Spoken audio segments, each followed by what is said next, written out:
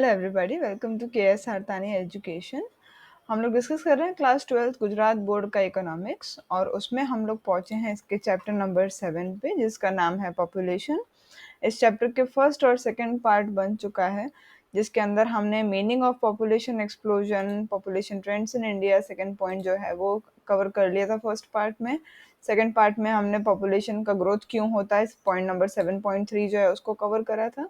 और आज हम लोग डिस्कस करने वाले हैं यहाँ से causes of low death rate, के हमारे इंडिया में मौत कम क्यों हो रही है, लो डेथ रेट क्यों हो रहा है। और लास्ट पॉइंट जो है उसको हम कवर करने का ट्राई करेंगे कि पॉपुलेशन को कंट्रोल कैसे किया जा सकता है।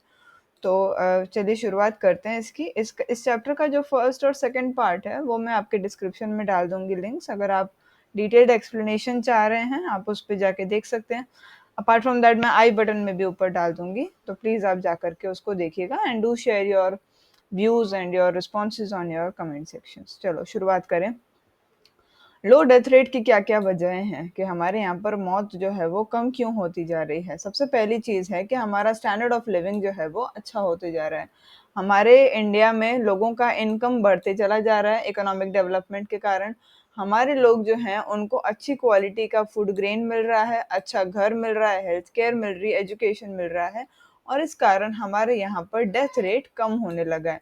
पहले बहुत ज़्यादा मौतें हो जाया करती थी, नॉर्मल फीवर में भी इंसान मर जाता था। क्यों? क्योंकि उसको उतनी अच्छी हेल्थ केयर नहीं मिलती थी, उतना अच्छा खाना नहीं मिल पाता था। अब वो सारी सिचुएशंस नहीं है। Control over epidemics, 20th century जो है उसके शुरुआत से ही हमारे जो लाइफ थ्रेटनिंग डिसीजेस हैं, यानी ऐसे डिसीजेस जिनसे मौत हो सकती है, एग्जाम्पल है प्लेग, मीसल्स, ट्यूबरक्लोसिस, मलेरिया, जिनसे डेथ रेट हमारा होता था 20th सेंचुरी के स्टार्टिंग में। लेकिन 20th सेंचुरी जैसे ख़त्म होने लगा, हमने इन सारे बीमारियों को हटाने के लिए बहुत सारे तरीके निकाल लिए थे। एक्स्ट्रा ऑर्डिनरी प्रोग्रेस हो गया था इन सारे बीमारियों को हटाने के लिए। कैसे? हम लोगों ने अलग अलग इम्यूनाइजेशन वैक्सीन्स को लाया, उनका इनोवेशन हुआ, यानी कि जो वैक्सीन सब बच्चों में रखती हैं, प्लस जैसे इन्फेंट होते हैं, बच्चे जब पैदा होते हैं उनको पहले से इन सब की वैक्सीन्स लगा दी जाती है ताकि बड़े होते इनको ये प्रॉब्लम्स आए ही ना। और इसलिए ये सारे डिसीजेस हमारे यहाँ पर अब कंट्रोल में है सक्सेसफुली, और हमारा डेथ रेट भी अब हमारे काबू में है, यानी कि अब इतना ज़्यादा डेथ इन प्रॉब्लम से नहीं होता। एपिडेमिक्स का मतलब यहाँ पर ये होता है, ये वो बीमारी है जो सदियों से चलती आ रही थी, लेकिन अब हमने उन पे काबू करना धीरे धीरे समझ लिया है। Control on drought, science and technology के कारण हमारा ड्रॉट जो है, यानी ड्रॉट का मतलब होता है जिन लोगों को खाना ना मिल पाए, है ना, सूखा ना हो पाए। तो साइंस एंड टेक्नोलॉजी के कारण ही हम बोल सकते हैं कि जो भूख से जो हमारी डेथ होती थी वो बहुत कम हो गई है। हमारा फूड ग्रेन्स जो हैं उसमें बहुत ज़्यादा इंक्रीज हो गया है, सप्लाई जो है, हमारे फूड ग्रेन्स हमारे पास खुद के पास इतने ज़्यादा अवेलेबल होते हैं कि हमको किसी और के ऊपर डिपेंडेंट होने की ज़रूरत नहीं है। 1966 के बाद हमारा फूड ग्रेन का सप्लाई बढ़ने लगा है, जब ग्रीन रेवोल्यूशन इंडिया में आया था। फूड ग्रेन्स जो हैं, अब हम लोग ऐसे एरियाज, यानी जहाँ पर फूड ग्रेन्स बहुत ज़्यादा हैं उसको बोलेंगे अबंडेंट एरियाज, और उन एरियाज में अब हम ट्रांसपोर्ट करते हैं जहाँ पर फूड ग्रेन्स है ही नहीं, जिसको हम बोल सकते हैं स्कार्स एरियाज। और इससे हमारा स्टारवेशन रिलेटेड जो डेथ्स है, यानी कि भूखमरी जो होती थी, एक सिंपल शब्दों में बोलें तो वो भूखमरी धीरे धीरे कम होती चली गई है। लास्ट है नेचुरल कैलामिटीज और ट्रांसपोर्टेशन फैसिलिटीज हमारे यहाँ पर अब अच्छी हो गई। नेचुरल कैलामिटीज से प्रोटेक्शन हमारी सरकार हमको देती है। पहले नेचुरल कैलामिटीज जैसे कि earthquake, tsunami, landslide, flood, famine, इन सब से भी बहुत सारी मौतें होती थी। आजकल ये जो कैलामिटीज हमारे कंट्री में होती हैं तो बहुत तुरंत उन लोगों को राहत का सब कुछ पहुंचाया जाता है। एनडीआरएफ के बारे में आपने सुना होगा, नेशनल डिजास्टर रिलीफ फोर्स जो है वो बहुत तेजी से वहां पर जाकर के रिलीफ जो है वो सबको दे देती है। और बेसिक रिक्वायरमेंट्स जैसे कि फूड ग्रेन्स, मेडिसिन, ये सब उन लोगों को बहुत जल्दी मिल जाता है और वहां पर कम मौतें होती हैं। ये तो हो गया कि डेथ रेट हमारे इंडिया में क्यों कम है। लास्ट पॉइंट जो है इस चैप्टर का वो है कि पॉपुलेशन को कैसे कंट्रोल किया जा सके, कौन कौन सी ऐसी स्टेप्स हैं जो हम उठा सकते हैं ताकि पॉपुलेशन को कंट्रोल कर सकें। चलो समझें इसको। सबसे पहली पॉइंट है वो है मास एजुकेशन एंड अवेयरनेस। बहुत ज़रूरी है कि लोगों को हम ये इम्पोर्टेंस बताएँ कि स्मॉल फैमिलीज़ की क्या इम्पोर्टेंस है। बर्थ रेट को कम करना है अपने को, है ना? अगर बर्थ रेट कम करना चाहते हो तो ऑब्वियसली फैमिली स्मॉल ही हो जाएगी। और इसके लिए हमको लोगों के बीच में सोसाइटी में लोगों को अवेयर करने के लिए अलग-अलग प्रोग्राम्स रन करने पड़ेंगे, उनको एजुकेशन देने के लिए इस बारे में उनको बताने के लिए। Telecast through visual media, TV के ज़रिए हम कुछ उनको बता सकते हैं। स्कूल और कॉलेजेस में एक्सपर्ट के लेक्चर्स अरेंज करवाने की ज़रूरत है, ताकि हमें अवेयरनेस क्रिएट कर सकें। इसके अलावा प्ले, मीम, सॉन्ग्स, इन सब से माइम माइम का मतलब होता है जो चुपचाप बोलते हैं। ड्रामा होता है पूरा, लेकिन नो वॉइस, नो ऑडियो, उसको माइम बोलते हैं। तो ये सब हम अरेंज कर सकते हैं, क्रिएट कर सकते हैं, ताकि हम लोगों को अवेयर कर सकें कि ज़्यादा बच्चे करना अच्छी बात नहीं है। 2000 जो साल था उसमें पॉपुलेशन पॉलिसी लाई गई थी और उसमें ध्यान दिया गया था वुमेन अपलिफ्टमेंट पे, यानी कि जो हमारी देश की महिलाएं हैं उनका कैसे जीवन अच्छा किया जा सकता है। डेमोग्राफर्स ये मानते हैं कि एजुकेशन सबसे बेस्ट मेथड है पॉपुलेशन को कंट्रोल करने का। और अगर आपने ध्यान दिया हो तो अभी के जो ज़माने के लोग हैं, जो एजुकेटेड है, वो ज़्यादा बच्चे नहीं ही कर रहे हैं, बट स्टिल पहले का इतना सब कुछ अभी दही रायता फैलाया हुआ है, तो उसको थोड़ा टाइम लग रहा है समेटने में। Effectiveness of family planning programme. Family planning programme को और अच्छा बनाने के लिए पब्लिक अवेयरनेस की भी ज़रूरत है। फैमिली प्लानिंग सर्विसेज और इंसेंटिव्स को भी इंक्रीज कर दिया गया है। आजकल आप देखते होंगे सरकार, बच्चे करते हैं जो लोग, उनको भी वो हेल्प करते हैं, और बच्चे ना करने पर भी वो उनको हेल्प करते हैं। फर्स्ट अगर आपका किड है तो सरकार आपको एक सर्टेन अमाउंट देती है to raise that particular child. Second वाले के लिए भी है, बट अगर आप थर्ड चाइल्ड कर रहे हैं या उससे ज़्यादा आपके बच्चे हैं तो आप के लिए वो प्रॉब्लमैटिक हो जाता है, सरकार की आपको सुविधाएं नहीं मिल पाती। बहुत ईजी है कि आप सिंपल, ईजी और अफोर्डेबल ऐसी चीज़ें लाइए, ताकि आप उन चीज़ों को, इस बर्थ रेट को रोक सकें, फैमिली प्लानिंग आप ला सकें। 2000 वाली जो पॉपुलेशन पॉलिसी आई थी उसमें चेंजेस लाए गए थे फैमिली प्लानिंग में। इम्पोर्टेंस ऑफ स्टेरिलाइजेशन लाया गया था और ध्यान दिया गया था कि अनवांटेड प्रेगनेंसी को कैसे हम रोक सकते हैं। कई बार लोग क्या करते हैं, जब वुमेन जब प्रेग्नेंट हो जाते हैं और उनको जब पता चल जाता है कि बेटी है, तो वो जाकर के उसको अबॉर्ट करवा के आते हैं। लेकिन अब जो है सरकार ऐसा बोलती है कि अगर आपको नहीं चाहिए आपका बच्चा, है ना, चाहे वो बेटी हो के बेटा हो, आप उसको प्रिवेंट करिए। ऐसे भी बहुत सारे मेथड्स हैं जिनसे आप प्रेगनेंसी को प्रिवेंट कर सकते हैं।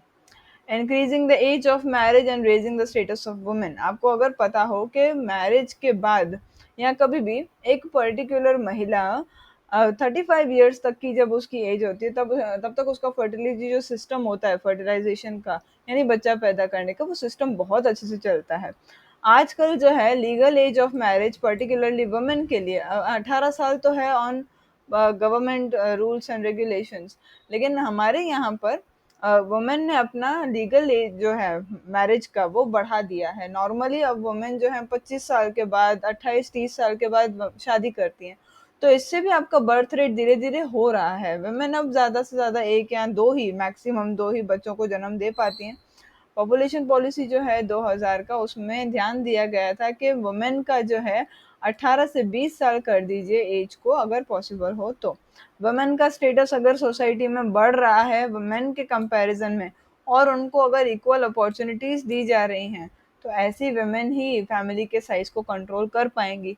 अगर वो काम करने जा रही है तो ऑब्वियस सी बात है वो बच्चों को खड़ा नहीं कर पाएगी, उनको रेज नहीं कर पाएगी। नेक्स्ट आता है इंसेंटिव्स एंड डिसइंसेंटिव्स, जो मैं अभी आपको बात कर रही थी। गवर्नमेंट ही ये इंसेंटिव्स और डिसइंसेंटिव्स को प्रोवाइड करती है। इंसेंटिव्स वो हैं, अगर आपका फर्स्ट चाइल्ड है, सेकंड चाइल्ड है, तो आपको एक सर्टेन अमाउंट ऑफ मनी सरकार से मिलती है, उसको अपने बोलेंगे इंसेंटिव। वो सरकार क्यों दे रही है? क्योंकि आपने बच्चा किया, ये अच्छी बात है, पर ज़्यादा नहीं करना है। और सरकार के जो ये जो कपल्स जिनका स्टेरिलाइजेशन अभी चल रहा है, तो उनको फिनेंशियल कंपनसेशन दिया जाता है। जो वुमेन प्रेग्नेंट हैं उनको भी पैसे दिए जाते हैं सरकार के ज़रिए। चाइना में अब डिसइन्वेस्टमेंट या डिसकरेजमेंट आने लगा है राइजिंग पॉपुलेशन को कंट्रोल करने के लिए, कि जो कपल्स जिनके पास दो या दो से ज़्यादा बच्चे हैं, उन लोगों को बहुत सी ऐसी फैसिलिटीज़ हैं सरकार की जो नहीं मिलती हैं। रिसेंटली उसमें कुछ ऐसे रिलैक्सेशंस भी दिए गए हैं। इंडिया में भी लोकल सेल्फ गवर्नमेंट के जो इलेक्शंस हैं, उसमें अगर आप ऐसे कपल हैं जिनके पास 2 बच्चों से ज़्यादा बच्चे हैं, तो आप इलेक्शन में खड़े नहीं हो सकते। लास्ट पॉइंट आती है expansion in medical services and it's growing effectiveness. Medical services को और अच्छा बनाइए और ज़्यादा इफेक्टिव बनाइए, यानी आपकी मेडिकल सर्विसेज गांव-गांव तक पहुंचे, उसका जो रेंज है वो बड़ा हो जाए। इंडिया में डेथ रेट जो है वो धीरे-धीरे कम हो रहा है, लेकिन डेवलप्ड कंट्रीज के मुकाबले अभी भी ज़्यादा है ना? डेवलप्ड कंट्रीज में कम लोग मरते हैं, हमारे यहाँ थोड़े अभी भी ज़्यादा लोग मर रहे हैं। साइंस के मदद से हम हमारी जो चाइल्ड बर्थ की जो फैसिलिटीज़ और सर्विसेज हैं उनको अच्छा दे पाए हैं, या न्यू बॉर्न की कैसे हेल्थ का हम ध्यान रख सकते हैं, अच्छे बच्चे जो हैं हमारे उनको हम कैसे अच्छा कर सकते हैं, ये सब पे हम लोग ध्यान दे रहे हैं। Universalization and effectiveness of vaccination. Universalization का मीनिंग होता है आपकी हर जगह पर देश में वैक्सीन अवेलेबल होनी चाहिए, और इसको इफेक्टिव बनाना है, अवेयरनेस लानी है। जो कम्युनिकेबल डिसीजेस हैं जैसे कि एड्स, कम्युनिकेबल का मीनिंग होता है ये एक इंसान से दूसरे इंसान बड़ी जल्दी पास ऑन हो जाता है, जैसे कोविड होता था। इन सारी चीज़ों का अवेयरनेस लाना बड़ा ज़रूरी है। जो इन्फेक्शियस डिसीजेस हैं या जो सेक्स रिलेटेड डिसीजेस हैं उनके बारे में कम करना है उनको, और इसलिए ही आपको इसके बारे में अवेयरनेस लाना ज़रूरी है। और इसी से आपका डेथ रेट कम हो जाएगा और इन्फेंट मोर्टेलिटी रेट भी आपका कम हो जाएगा। आपको पता होगा इन्फेंट मोर्टेलिटी रेट क्या होता है? 1000 बच्चे अगर आपके पैदा हो रहे हैं 1 साल में, तो वो उन 1000 बच्चों में से कितने ऐसे बच्चे हैं जो 1 साल की उम्र को पार कर जाते हैं। अगर कोई बच्चा 1 साल की उम्र से पहले ही मर जाता है, तो वो इसमें इन्फैंट मोर्टेलिटी रेट में गिनाया जाता है। इंडिया फर्स्ट कंट्री है जिसने पॉपुलेशन पॉलिसी जो है, पॉपुलेशन कंट्रोल करने के लिए पॉपुलेशन पॉलिसी को लाया था। एक कमिटी थी जो न्यू पॉपुलेशन पॉलिसी 2000 की लाई थी, और ये इसके चेयरमैन थे आपके डॉक्टर एम.एस. स्वामीनाथन।